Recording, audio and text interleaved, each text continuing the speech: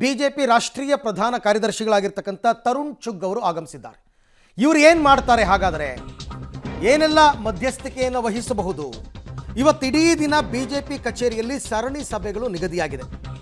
ಪ್ರಮುಖ ಬಿಜೆಪಿ ನಾಯಕರ ಜೊತೆ ಚರ್ಚೆಯನ್ನು ನಡೆಸ್ತಾರೆ ತರುಣ್ ಚುಗ್ ಅವರು.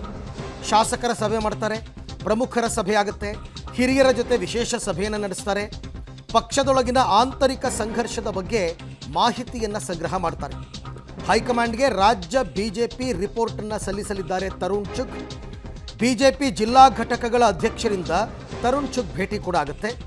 ಯತ್ನಾಳ್ ಉಚ್ಚಾಟನೆ ಕೋರಿ ಮನವಿ ಸಲ್ಲಿಸುವ ಸಾಧ್ಯತೆ ಕೂಡ ಇದೆ. ನೋಡಿ, ಶಾಸಕರನ್ನು ಪ್ರತ್ಯೇಕವಾಗಿ ಸಭೆ ಕರೆಯೋದು, ಪ್ರಮುಖರ ಸಭೆ ಕರೆಯೋದು, ಮತ್ತು ಹಿರಿಯರ ಜೊತೆ ವಿಶೇಷ ಸಭೆ ಮಾಡೋದು, ಇವೆಲ್ಲ ವಿಜಯೇಂದ್ರ ಮೇಲೆ ಬಿಜೆಪಿ ನಾಯಕರಿಗಿರ್ತಕ್ಕಂಥ ಅಭಿಪ್ರಾಯಗಳೇನು? ಯತ್ನಾಳ್ ಮೇಲೆ ಇರ್ತಕ್ಕಂಥ ಅಭಿಪ್ರಾಯಗಳೇನು? ಯತ್ನಾಳ್ ನಿಜಕ್ಕೂ ಪಕ್ಷ ವಿರೋಧಿ ಚಟುವಟಿಕೆಯಲ್ಲಿ ಪಾಲ್ಗೊಂಡಿದ್ದಾರಾ? ಪಕ್ಷಕ್ಕೆ ಇದರಿಂದ ಡ್ಯಾಮೇಜ್ ಆಗ್ತಾ ಇದೆಯಾ? ಆತರ ವಿರುದ್ಧ ಏನಾದರೂ ಕ್ರಮ ತಗೊಳ್ಳೇಬೇಕಾ? ಹೀಗೆ ಎಲ್ಲರ ಅಭಿಪ್ರಾಯವನ್ನು ಸಂಗ್ರಹಿಸ್ತಾರೆ. ಏನು ಎಲ್ಲರೂ ವಿಜೇಂದ್ರ ಪರನೇ ಮಾತಾಡ್ತಾರೆ ಅಂತಲೂ ಏನು ಅನ್ಕೋಬೇಡಿ. ಅವರವರ ಅಭಿಪ್ರಾಯವನ್ನು ಹೇಳೋದಕ್ಕೆ ಅವರು ಸ್ವತಂತ್ರರಿರ್ತಾರೆ.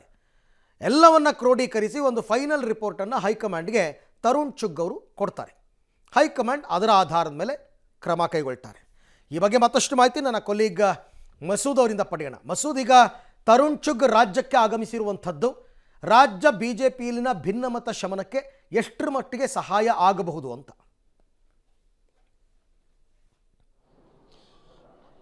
ಅರವಿಂದ್, ಬಿಜೆಪಿ ಮನೆಯಲ್ಲಿ ಸಾಕಷ್ಟು ವಿದ್ಯಮಾನಗಳು ನಡೀತಾ ಇರೋ ಹಿನ್ನೆಲೆಯಲ್ಲಿ ಒಂದು ರೀತಿಯಲ್ಲಿ ವೀಕ್ಷಕರಾಗಿ, ಹೈಕಮಾಂಡ್ನ ವೀಕ್ಷಕರಾಗಿ ಬಿಜೆಪಿ ರಾಷ್ಟ್ರೀಯ ಪ್ರಧಾನ ಕಾರ್ಯದರ್ಶಿ ತರುಣ್ ಚುಗ್ ಅವರನ್ನ ಕಳಿಸ್ಕೊಡಲಾಗಿದೆ. ಅವರು ಮಧ್ಯರಾತ್ರಿ ಬಂದಿದ್ದಾರೆ. ಈಗಾಗಲೇ ವಿಜೇಂದ್ರ ಅವರು ಕೂಡ ಅವ್ರನ್ನ ಭೇಟಿ ಮಾಡಿದ್ದಾರೆ. ಇವತ್ತು ಬಿಜೆಪಿ ಕಚೇರಿಯಲ್ಲಿ ಸರಣಿ ಸಭೆಗಳನ್ನ ಇಟ್ಕೊಳ್ತಾ ಇದ್ದಾರೆ. ಕಳೆದ 1 ವರ್ಷದಿಂದ ಏನೆಲ್ಲ ಆಗ್ತಾ ಇದೆ, ಜೊತೆಗೆ ಏನೆಲ್ಲ ಬೇಡಿಕೆಗಳು ಯಾರೆಲ್ಲ ಇಡ್ತಾ ಇದ್ದಾರೆ, ಎಲ್ಲವನ್ನು ಕೂಡ ಪರಾಮರ್ಶೆ ಮಾಡೋದಕ್ಕೆ ಇವರು ಬಂದಿರುವಂಥದ್ದು. ಒಂದು ಕಡೆ ಯತ್ನಾಳ್ ಅವರಿಗೆ ನೋಟಿಸ್ ಕೊಟ್ಟಿದ್ದಾರೆ, ಇನ್ನೊಂದು ಕಡೆ ತರುಣ್ ಚುಗ್ ಅವ್ರನ್ನ ಹೈಕಮಾಂಡ್ ಕಳಿಸಿದೆ. ಒಂದು ರೀತಿಯಲ್ಲಿ ಆಕ್ಟಿವ್ ಆಗಿನೇ ಹೈಕಮಾಂಡು ಬಿಜೆಪಿ ರಾಜ್ಯ ಬಿಜೆಪಿಯಲ್ಲಿ ಮಧ್ಯಪ್ರವೇಶ ಮಾಡಿದೆ ಅಂತ ಕೂಡ ಅನ್ಕೋಬಹುದು. ಇವತ್ತು ಒಂದಷ್ಟು ಅಭಿಪ್ರಾಯಗಳನ್ನು ಸಂಗ್ರಹ ಮಾಡ್ತಾರೆ. ಮುಖ್ಯವಾಗಿ ರಾಜ್ಯ ಬಿಜೆಪಿಯಲ್ಲಿ ಏನಾಗ್ತಿದೆ, ಪಕ್ಷ ಸಂಘಟನೆ ಯಾಕೆ ವೀಕ್ ಆಗ್ತಿದೆ, ಯಾಕೆ ಉಪಚುನಾವಣೆಗಳು ಸೋಲಾಗ್ತಾ ಇದ್ದಾವೆ, ಯಾಕೆ ಭಿನ್ನಾಭಿಪ್ರಾಯ, ಭಿನ್ನಮತ, ಗುಂಪುಗಾರಿಕೆ, ಎಲ್ಲ ವಿಚಾರಗಳಲ್ಲೂ ಕೂಡ ಅಭಿಪ್ರಾಯಗಳನ್ನು ಪಡ್ಕೊಂಡು ವರದಿ ರೂಪದಲ್ಲಿ ತರುಣ್ ಚುಗ್ ಅವರು ಹೈಕಮಾಂಡ್ಗೆ ಸಲ್ಲಿಕೆ ಮಾಡ್ತಾರೆ. ಮುಂದಿನ ದಿನಗಳಲ್ಲಿ ಅಂದರೆ ಜನವರಿ ನಂತರ ಕೋರ್ ಕಮಿಟಿ ಪುನಾರಚನೆ ಆಗಬೇಕು, ಪದಾಧಿಕಾರಿಗಳ ಪಟ್ಟಿ ಪುನಾರಚನೆ ಆಗಬೇಕು. ಒಂದು ರೀತಿಯಲ್ಲಿ ಮುಂದಿನ ಅವಧಿ ಬಹಳ ಮಹತ್ವದ್ದು ಬಿಜೆಪಿಗೆ. ಯಾಕೆಂದ್ರೆ ಮುಂದೆ ಸಾರ್ವತ್ರಿಕ ಚುನಾವಣೆ ಬರುತ್ತೆ, ಜಿಲ್ಲಾ ಪಂಚಾಯತಿ, ತಾಲೂಕ್ ಪಂಚಾಯತಿ ಚುನಾವಣೆಗಳು ಬರ್ತವೆ. ಪಕ್ಷ ಸಂಘಟನೆ ಸಶಕ್ತ ಆಗಿದ್ರೆ ಮಾತ್ರ ಅವನ್ನೆಲ್ಲವನ್ನು ಕೂಡ ಫೇಸ್ ಮಾಡೋದಕ್ಕೆ ಸಾಧ್ಯ. ಹಾಗಾಗಿ ಬಿಜೆಪಿ ಮನೆ ರಿಪೇರಿಗೆ ಹೈಕಮಾಂಡ್ ಮುಂದಾಗಿರುವಂಥದ್ದು. ಈ ಭಾಗವಾಗಿನೇ ತರುಣ್ ಚುಗ್ ಅವರು ಬಂದಿದ್ದಾರೆ. ಇವತ್ತು ಒಂದಷ್ಟು ಜನರ ಜೊತೆ ಚರ್ಚೆ ಮಾಡಿ ಅಭಿಪ್ರಾಯ ಸಂಗ್ರಹ ಮಾಡ್ತಾರೆ. ಯಡಿಯೂರಪ್ಪನವ್ರನ್ನ ಕೂಡ ಅವರ ನಿವಾಸಕ್ಕೆ ಹೋಗಿ ಭೇಟಿ ಮಾಡ್ತಾರೆ. ಎಲ್ಲವನ್ನು ಕೂಡ ವರದಿ ರೂಪದಲ್ಲಿ ಹೈಕಮಾಂಡ್ ಸಲ್ಲಿಕೆ ಮಾಡ್ತಾರೆ. ಯಾವ ರೀತಿ ಕ್ರಮ ತೆಗೆದುಕೊಳ್ತಾರೆ, ಎಷ್ಟು ಮಟ್ಟಿಗೆ ರಾಜ್ಯ ಬಿಜೆಪಿ ಮನೆ ಸರಿ ಮಾಡ್ತಾರೆ ಅನ್ನುವಂಥದ್ದು ಕೂಡ ಕಾದು ನೋಡಬೇಕು. Right Masood, thank you. ತಮ್ಮೆಲ್ಲ ಮಾಹಿತಿಗೆ ಧನ್ಯವಾದ. ಈಗ ಹೈಕಮಾಂಡ್ ಯಾರನ್ನೋ ಒಬ್ಬರನ್ನ ಕಳಿಸ್ಕೊಟ್ಟಿದೆ, ಅವರು ಬಂದ ಪುಟ್ಟ ಹೋದ ಪುಟ್ಟ ಅಂತ ಆದ್ರೆ ಆಗಲ್ಲ. ಎಲ್ಲ ರೀತಿಯಲ್ಲೂ ಕೂಡ ಅವರು ಲೆಕ್ಕಾಚಾರ ಹಾಕಿ ರಿಪೋರ್ಟ್ ಕೊಡಬೇಕು, ಹೈಕಮಾಂಡ್ ಕ್ರಮ ತಗೋಬೇಕು. ಅಧ್ಯಕ್ಷ ಆಗಿ ವಿಜೇಂದ್ರ ಅವರು ಮಾಜಿ ಶಾಸಕ, ವಿಶೇಷವಾಗಿ SC/ST ಶಾಸಕರ ಹತ್ರ ನೋಡಿ ಎಲ್ಲ ತೆಗೆದು ನೋಡಿ ಅವ್ರನ್ನ ದಬಾಣಿ ಕೊಟ್ಟು, ನೀವು ಬರ್ದಿದ್ರೆ ನೀವು ಮುಂದಿನ ಟಿಕೆಟ್ ಕೊಡೋದಿಲ್ಲ ಅಂತೇಳಿ ಕರ್ಸತ್ತಾರ. ನೀವೇ ನೋಡಿ, ದಿಲ್ಲಿಗೆ ಹೋದ, ಒಂದ್ಸಲ ಎಲ್ಲೋ ಶಿವಮೊಗ್ಗ ಹೋದ, ಅವ್ನು ಸೀರಿಯಸ್ ಇಲ್ಲ, ಅವ್ನು ದಯವಿಟ್ಟು ಮನವಿ ಮಾಡ್ಕೋತಾನೆ, ಅವ್ನಿಗೆ ನೀಗೋದಿಲ್ಲ, ರಾಜ್ಯಾಧ್ಯಕ್ಷ ಬೇರೆ ಕೊಡೋದು ಒಳ್ಳೇದು. ಯಡಿಯೂರಪ್ಪರು ಹುಟ್ಟು ಹೋರಾಟಗಾರ, ಅವ್ರ ಧೂಳು ಸಹಿತ ಆಗೋದಿಲ್ಲ ವಿಜೇಂದ್ರ, ಅವಂಗೆ ಅದು ಹೊಂದೋದಿಲ್ಲ. ಅವ್ನು ಸಣ್ಣ ವಯಸ್ಸಾಗೇನು ಒಂದು ಪ್ಯಾಂಟ್ ಹಾಕೊಂಡು, ಜಿನ್ ಪ್ಯಾಂಟ್ ಹಾಕೊಂಡು, ಟಿ ಶರ್ಟ್ ಹಾಕೊಂಡು ಮಾಡೋಂಥ ರಾಜಕೀಯ ಅವ್ಗೆ ಹೊಂದೋದಿಲ್ಲ. ಮುಂದಿನ ಮತ್ತೊಂದು 4 ವರ್ಷ ಬಿಟ್ಟು ಬೇಕಾದ್ರೆ ಮತ್ತೆ ಸೀನಿಯರ್ ಬೇಕಾದ್ರೆ ಆಗಲಿ.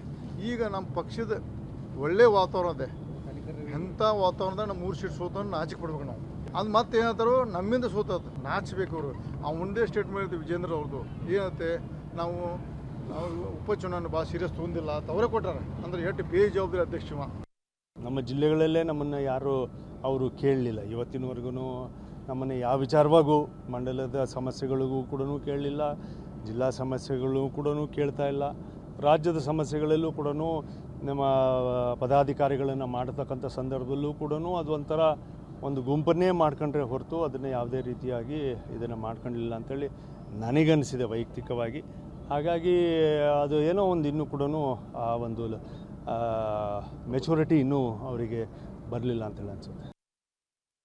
ರಮೇಶ್ ಜಾರಕಿಹೊಳಿ, ಕುಮಾರ್ ಬಂಗಾರಪ್ಪ ಏನು ಮಾತನಾಡಿದ್ರು, ಇದನ್ನೇ ತರುಣ್ ಚುಗ್ ಮುಂದೆ ಹೇಳಿ ಅವರು ಆ ರಿಪೋರ್ಟನ್ನು ಅದೆಲ್ಲ ಅಂಶಗಳನ್ನ ಪರಿಗಣಿಸಿ ಕೊಡಲಿ ಹೈಕಮಾಂಡ್ಗೆ. ಹೈಕಮಾಂಡ್ ಸೂಕ್ತ ನಿರ್ಧಾರವನ್ನು ತಗೊಂಡು ಆದಷ್ಟು ಬೇಗ ಇದನ್ನು ಸರಿಪಡಿಸಬೇಕು ಅಂತಕ್ಕಂಥದ್ದು BJPಯ ಪದಾಧಿಕಾರಿಗಳು ಮತ್ತು ಕಾರ್ಯಕರ್ತರ ಆಗ್ರಹ.